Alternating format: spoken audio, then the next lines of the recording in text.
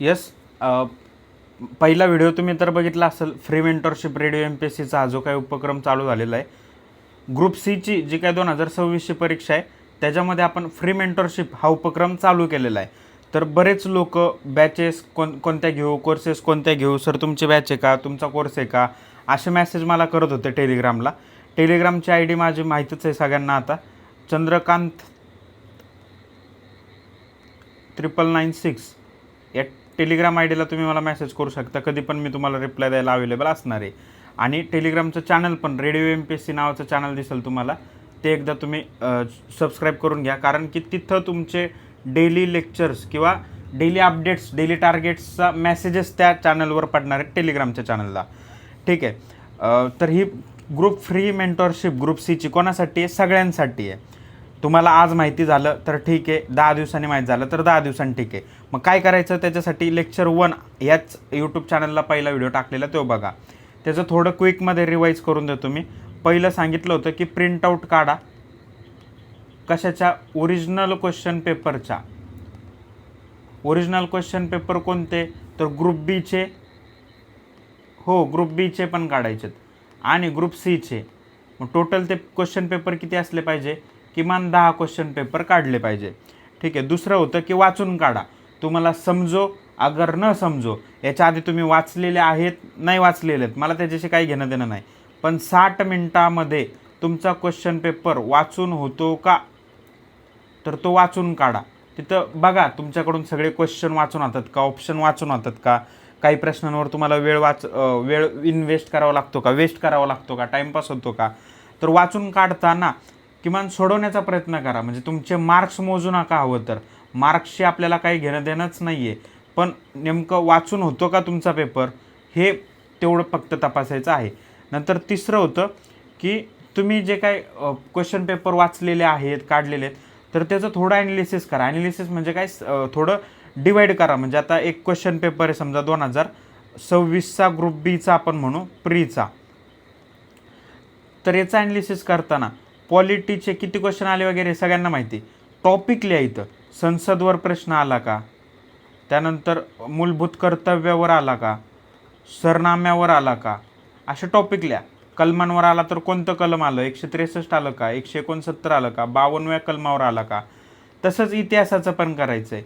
इतिहासावर गांधींवर प्रश्न आला का, आंबेडकरांवर आला का, कोणत्या समाजसुधारकांवर आला, वर्तमानपत्र वृत्तपत्रांवर प्रश्न आला का, त्यानंतर शिक्षण संबंधी प्रश्न आला का. भूगोलाचं पण जर बघितलं तर भूगोलमध्ये थोडं स्पेसिफिक जावा. म्हणजे महाराष्ट्राचा भूगोल जो आहे त्याच्यामध्ये बरेच प्रश्न येतात. मग ह्याच्यात पण खनिजांवर आला आहे का, नद्यांवर प्रश्न आला आहे का. भारताचा आला तर भारतांवर कशावर प्रश्न येतो? फक्त नद्यांवर, म्हणजे नद्या, पर्वत किंवा भूरचना याच्यावरच येतो. भौगोलिक भारताचा भूगोल याच्यावरच येतो, किंवा पर्यावरणावर थोडंफार, हवामानावर येतो. जगाचा आला आहे का, जगावर मग कोणता प्रश्न आलेला आहे, किती, असं लिहून काढा. हे जे 10 प्रश्नपत्रिकांचं तुम्ही स्वतः जेव्हा लिहून काढाल ना, तेव्हा तुम्हाला कळेल की जगाचा भूगोलाचा मी अभ्यास नाही केला पाहिजे, मी संसदचा अभ्यास केला पाहिजे का, कलम मी कोणते केले पाहिजे, 1 ते 51 कलम मी का पाठ केले पाहिजे, हे तुम्हाला तेव्हा कळणार आहे. बाकी कोणी किती ओरडून सांगितलं, तुम्ही कोणाची पण विकत फुकट कोणती पण मेंटरशिप केली आणि कोणत्या पण देवाला तुम्ही जाऊन प्रार्थना केली, तर ह्या गोष्टी तुम्हाला तुमच्या मेंदूत घालायला तुम्हाला स्वतःलाच कष्ट घ्यावे लागणार आहेत. ठीक आहे. ॲनालिसिस करा, लिहून काढा. ठीक आहे. हे सगळं लिहून काढायचं आहे. म्हणजे आता तुम्हाला सांगतो, 2 जण आहेत, त्यांनी मला 10च्या 10 क्वेश्चन पेपरचं प्रॉपर लिहून स्कॅन करून पाठवलेलं आहे. तर ही अकाउंटेबिलिटी तुम्ही तुमची ठेवा. मला माहिती नाही आहे कोण माझे व्हिडिओ बघतं, कोण काय फॉलो करतं, पण याची जबाबदारी जी काय तुम्ही तुमची स्वतःवर ठेवा ना. फुकट कोणतरी करून घेते म्हणल्यावर तुम्हाला स्वतः जबाबदारीनं मला पाठवा. माझी टेलिग्राम ID आहेच इथं. ह्या टेलिग्राम IDला तुम्ही मला पाठवा, की मी तुम्हाला रिप्लाय नाही देणार, पण तुम्हाला जबाबदारी राहील ना, की बाबा ह्याने मला टार्गेट दिलेत, मी केलेत आणि तुम्हाला पाठवते. म्हणजे त्यांना पाठवते, त्यांनी बघितलं, मला पाठवायचं आहे. एक वेळ असं येईल की तुम्ही 5 वेळा मेसेज केला, 10 वेळा मेसेज केला, तर माझंच तुमच्यावर लक्ष जाईल आणि मी म्हणाल नाही भाई, हा माणूस जो काय ही जी काय मुलगी आहे, मुलगा आहे, हे प्रामाणिकपणे मेहनत करते, प्रामाणिकपणे कष्ट करते, त्यामुळे तुमचे जे काय क्वेश्चन असतील ते जेन्युइनली मी विचारत घेऊन तुम्हाला मदत करण्याचा प्रयत्न करणार आहे. याच्यासाठी मला काय तुमची फीस वगैरे पाहिजे का? अजिबात नको. फक्त एवढं आहे की मी तुम्हाला जो काही वेळ आहे तो 100% देऊ शकत नाही. मी तो 50%च देईल, 40%च देईल, जो काय असेल ते, म्हणजे माझ्या उपलब्ध वेळेनुसार मी तुम्हाला वेळ देणार आहे. त्यामुळे मला त्याची फीस वगैरे काय नको. पण तुम्ही जर करत असाल, तुमची जर इच्छा असेल तर चांगला उपक्रम आहे, याच्यावर विश्वास ठेवा. बाकी मग मार्केटमध्ये तुम्हाला मी जसं सांगितलं मागच्या वेळेस तसं 19 रुपयापासून 5,000 रुपयापर्यंत वेगवेगळ्या बॅचेस मिळतील. मग कोणत्या सरचं बघून लावायचं की कोणती पब्लिसिटी बघून लावायचं ते तुम्ही तुमचं ठरवा. मला त्यात पडायचं नाही आहे, कारण की पैसे सगळ्यांकडे आहेत. कुठं काय इन्व्हेस्ट करायचे सगळ्यांना अक्कल आहे. फक्त डिस्काउंट मागतानाच लोक हे करतात. ठीक आहे. तर रेडिओ MPSC या टेलिग्राम चॅनलला तुम्हाला डेली टार्गेट येतात. हे तुमचं झालं. आपल्या पहिल्या व्हिडिओचा मी रिकॅप केलेला आहे की बाबा हे आपल्याला करायचं आहे, हे लिहून पाठवायचंच आहे, 100% पाठवायचं आहे. आता जे नवीन लोक आलेले आहेत, जे 10 दिवसांनी 20 दिवसांनी व्हिडिओ बघतायत, त्यांना एक सांगणं आहे की तुम्हाला आता हे 3-4 दिवस इन्व्हेस्ट करणं पॉसिबल नाही ना. समजा आता तुम्ही 15 ऑगस्टला आलेले आहेत, 15 ऑगस्टला तुम्हाला ह्या उपक्रमाबद्दल माहिती झालेलं आहे. तर मग तुम्ही काय करायचं, 15 ऑगस्टला जे टार्गेट दिलेलं आहे ना ते टार्गेट करायचंच आहे, तेच टार्गेट करायचं आहे. आणि 15 ऑगस्टच्या आधी 15 दिवस जे काय झालेलं आहे, समजा क्वेश्चन पेपर असेल किंवा मॅथ रिजनिंगचं तुम्हाला सांगितलं होतं ते असेल, तर ते दररोज एक दिवस करा. म्हणजे बाकीच्या लोकांची स्पर्धा जर तुम्हाला करायची असेल तर तुमचा डेली 1 तास अभ्यास जास्त व्हायला पाहिजे, हे मला सांगायचं आहे तुम्हाला. ठीक आहे. म्हणजे तुम्ही कधीही जॉईन झाले तरी 15 ऑगस्टला जॉईन झाले, 30 ऑगस्टला जॉईन झाले तर त्या दिवसाचंच करा. मग बाकीचे टार्गेट तुम्हाला कसं कळतील, तर ते रेडिओ MPSC चॅनलवर असतील किंवा ही जी काही व्हिडिओ सिरीज असणार आहे त्या व्हिडिओ सिरीजमध्ये तुम्हाला कळेल. जसं की पहिला व्हिडिओ बघून तुम्हाला कळलं. आता पहिला व्हिडिओ खूप लेंग्दी झाला, जो 51 मिनिटाचा असेल. हा व्हिडिओ एवढा लेंग्दी होणार नाही आहे. त्यानंतर जे काय माझे पुढचे लेक्चर येतील, लेक्चर 3, लेक्चर 4 म्हणजे टार्गेट वाईज या सिरीजमध्ये, ते मात्र 5-10 मिनिटाचे असणार आहेत. ज्याच्यात मी खूप शॉर्टमध्ये तुम्हाला सगळं काही सांगणार आहे, जेणेकरून तुमचा पण वेळ वाचल आणि टू द पॉईंट सगळ्या गोष्टी होतील. म्हणजे रेडिओ MPSC कन्सेप्टच अशी आहे की तर टू द पॉईंट असते. मला अजिबात कोणाचा वेळ खायची हाऊस नसते किंवा काय. ठीक आहे. हे प्रश्न वाचून झाले पाहिजे वगैरे, याने तुम्हाला अभ्यासाला बसायची सवय लागणार आहे. एकाग्रतेनं तुम्ही जर 3-4 तास अभ्यास केला तर खूप झाला. मोबाईल बाजूला ठेवायचा आहे. मोबाईलचं डिस्ट्रॅक्शन कमी करण्यासाठी मी तुम्हाला एक ऑप्शन सांगतो. जर तुम्ही लायब्ररीमध्ये असाल तर बॅगेत मोबाईल ठेवायचा आणि ती बॅग मोबाईलसहित म्हणजे सायलेंटला ठेवा किंवा व्हायब्रेटला नका ठेवू, बाकीच्यांना त्रास उगाच. ती बॅग अशी लांब ठेवायची आहे. म्हणजे तुम्ही ज्या डेस्कला बसताय तिथून किमान 10 फुटावर लांब किंवा दुसऱ्याच कोपऱ्याला, जेणेकरून मोबाईलची जर आठवण आली तर आपल्याला थोडी स्वतःची लाज वाटते आणि आपण किमान अभ्यासाला बसतो. तर तशा प्रकारे तुम्ही ते करू शकता. टार्गेट पूर्ण झालं का नाही असा एक पोल असतो आपला रेडिओ MPSCवर, पोल येतो त्या टेलिग्राम चॅनलवर, त्याच्यावर किमान क्लिक करण्याचे कष्ट करा.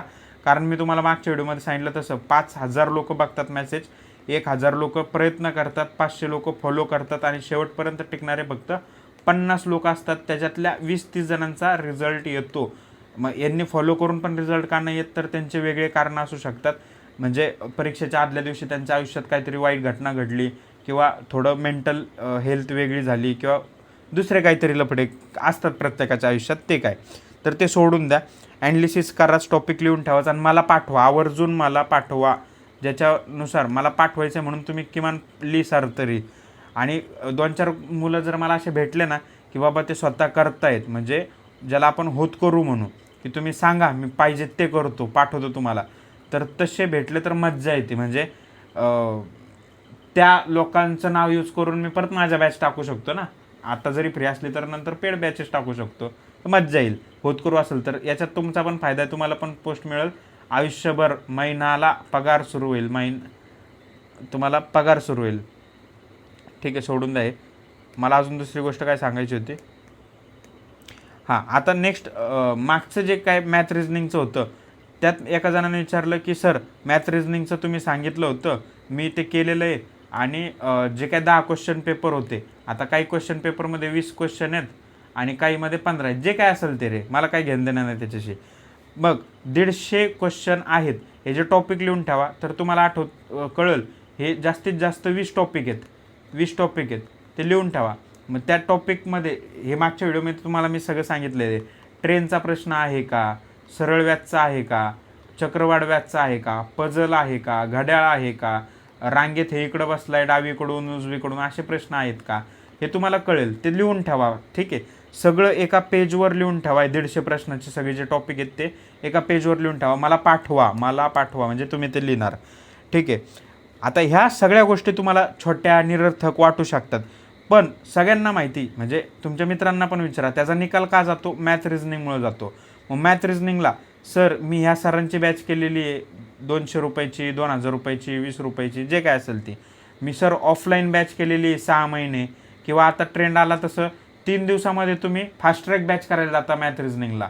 मी तर फास्ट ट्रॅक मॅथ रिझनिंगची बॅच करणाऱ्यांना एवढं हुशार समजतो ना, त्यांनी तर मला बिलकुल मेसेज करू नका. आणि अभिमानाने सांगतात की सर मी 3 दिवसाची मॅथ रिझनिंग बॅच लावलेली. अरे त्याचा काय फायदा होणार आहे का? 3 दिवसात मॅथ रिझनिंग शिकतं का? कन्सेप्ट करून तुम्ही जेव्हा स्वतः प्रॅक्टिस करता तेव्हाच तुम्हाला मॅथ रिझनिंग येणार आहे. जसं की एखादा प्रश्न आहे, आता समजा तुम्हाला चक्रवाढ व्याजचा प्रश्न आहे, चक्रवाढ व्याजचा प्रश्न आहे, तो तुम्हाला येत नाही, कन्सेप्ट समजायला वेळ लागला. सुरुवातीला तुम्हाला तो प्रश्न 20 मिनटं वाचल्यावर पण कळत नाही, नंतर 5 मिनटात तो प्रश्न कळतो पण सोडवायला वेळ लागतो. नंतर अशी वेळ येते की 2 मिनटात तुमचा प्रश्न सुटतो. तसेच ट्रेनचे पण प्रश्न, आधी काही कळत नव्हतं, ट्रेन इकडून जाते, सोबत येते, एक ट्रेन जाते इकडून येते, रेल्वेच्या खांबाला क्रॉस करते, त्यानंतर दुसरं येतं प्लॅटफॉर्मला क्रॉस करते, काही कळत नाही कन्सेप्ट. एकदा कळायला लागली तर मग मात्र थोडा विचार करायला 2 मिनटं लागतात. पण आता 30 सेकंदामध्ये आपल्या सगळा डाटा लिहून होतो आणि कॅल्क्युलेशनला 30 सेकंद लागतात. तर ही तुमची जी काही प्रगती आहे, इम्प्रूव्हमेंट आहे, ही तुम्ही स्वतः प्रॅक्टिस केल्यानेच होणार आहे. त्यामुळं स्वतः वेळ द्या, प्रॅक्टिस करा आणि पाहिजे ते तुमचे निकाल मिळवण्याला तुमच्या आयुष्यात तुम्ही मदत करा. निरर्थक गोष्टी आहेत, पण अशा छोट्या गोष्टी करूनच स्कोर वाढतो. मग नंतर विचारायची गरज पडत नाही की सर मला 140 मार्क होते आणि 138लाच माझा कट ऑफ जातो का? तर आपण परत बेसिक्सकडे जाणं गरजेचं आहे. आणि ह्या अशा ज्या काही छोट्या छोट्या गोष्टी आहेत, म्हणजे स्वतःची निरीक्षक, ज्याला आपण आत्मपरीक्षण म्हणतो, किंवा बरेच लोक आता पेपर ॲनालिसिस असा शब्द वापरतात. तर त्या ॲनालिसिस तुम्ही तुमचं स्वतःचं करणं गरजेचं आहे. हां, ह्या व्हिडिओमध्ये नेक्स्ट टार्गेट आपलं आहे की मी सांगितलं होतं तसं 1 ऑगस्ट ते 10 ऑगस्ट आपण मराठी ग्रामर करतो आहे. ठीक आहे, मराठी ग्रामर तुम्ही स्वतः करायचं आहे.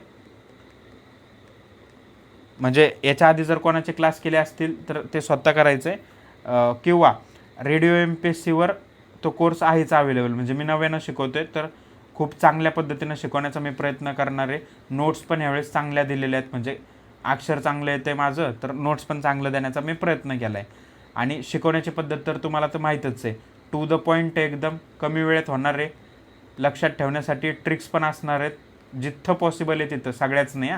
मग बाकीच्या लोकांनी माझ्या कॉपी केलेल्या असतील किंवा मी त्यांच्या कॉपी केलेल्या असतील, ते सगळं काय तुमचं येणार आहे.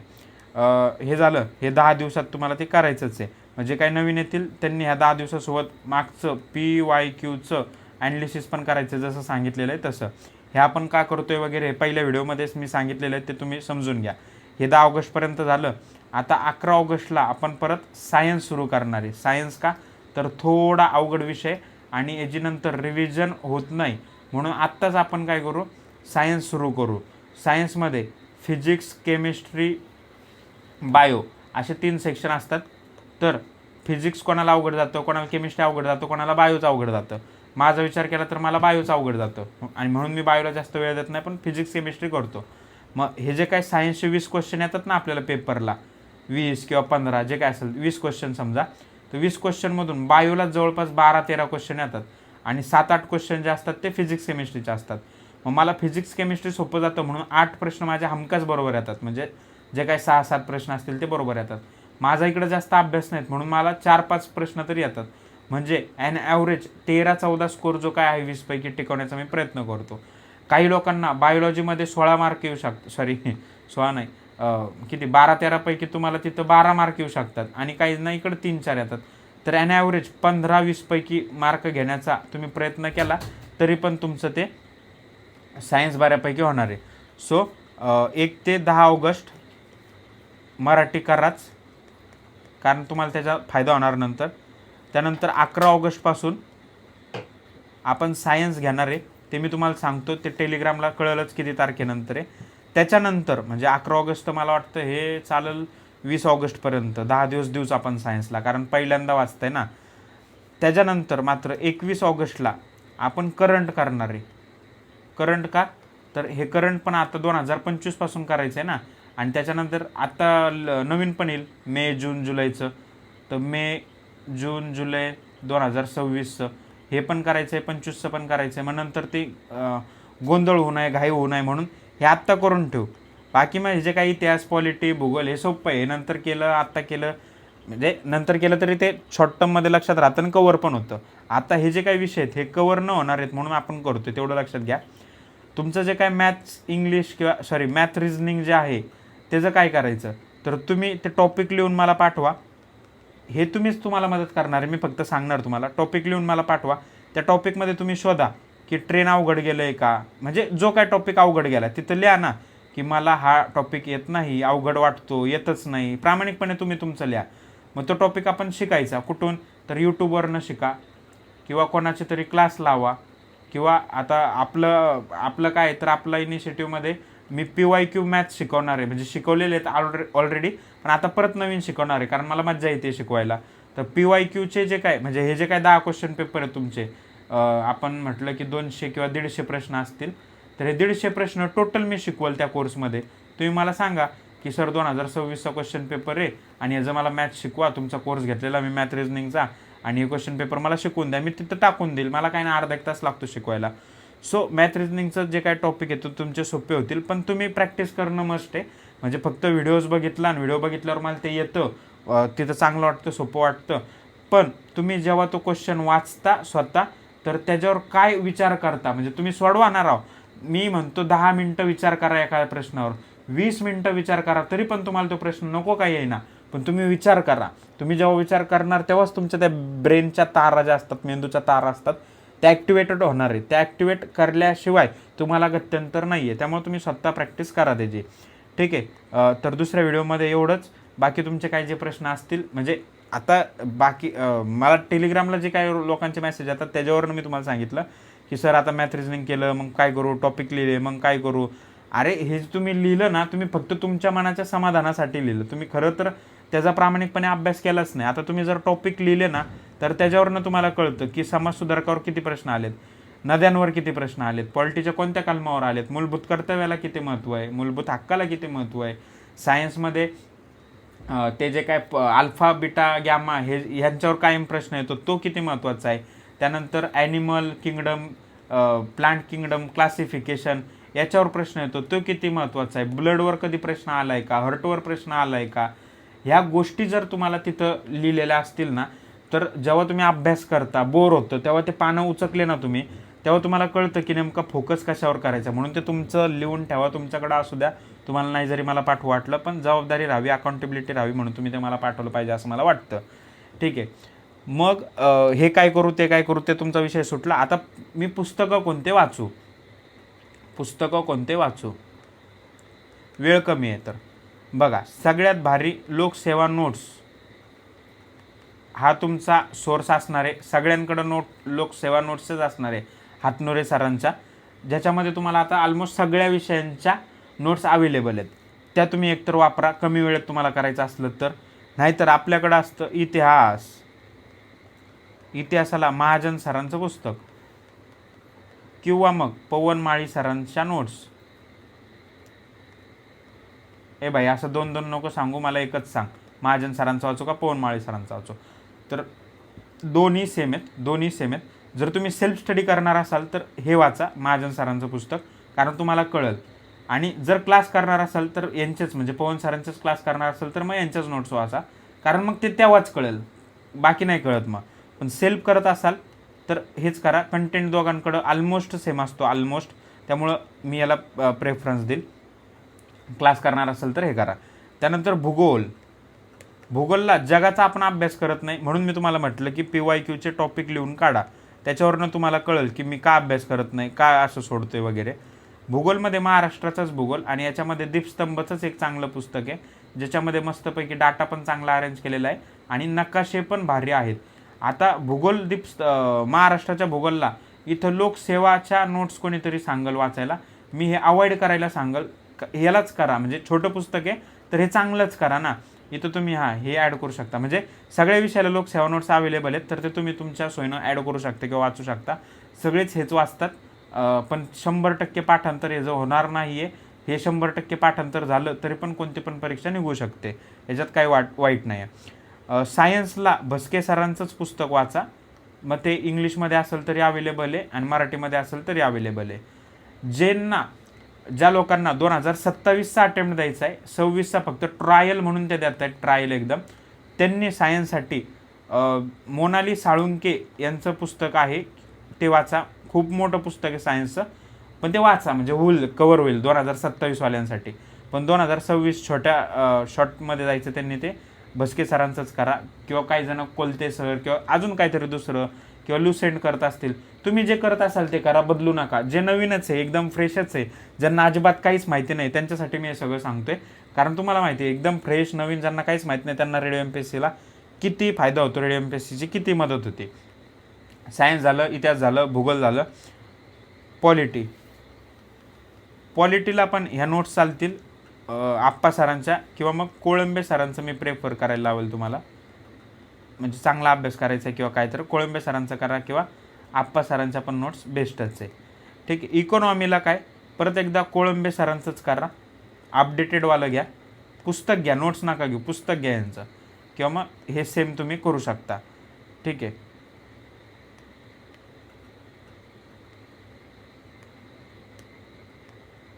इथं मी लोकसेवाच लिहितो, सरांचं कशाला नाव, म्हणजे प्रकाशन आहे ना, प्रकाशन, हे तुम्ही वापरू शकता.